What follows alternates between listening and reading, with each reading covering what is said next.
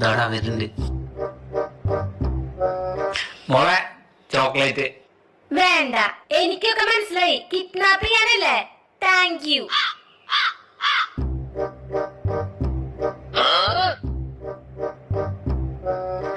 ശരി, നിങ്ങൾ എനിക്ക് വട്ടാണെന്നാണ് വിചാരിച്ചേക്കണേ.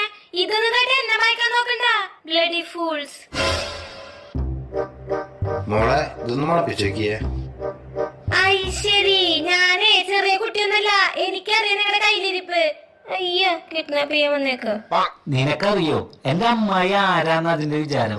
കഴിഞ്ഞ വട്ടം കല്യാണത്തിന് എന്റെ അമ്മ വന്നപ്പോഴേ എന്റെ അമ്മായി പറയാ എന്റെ അമ്മ വന്ന് കേറിയ ശേഷമാണ് ഞാനും എന്റെ അനിയനും തമ്മിൽ അകന്നേന്ന്. എല്ലായിടത്തും ഇതേപോലെ ഉണ്ട്.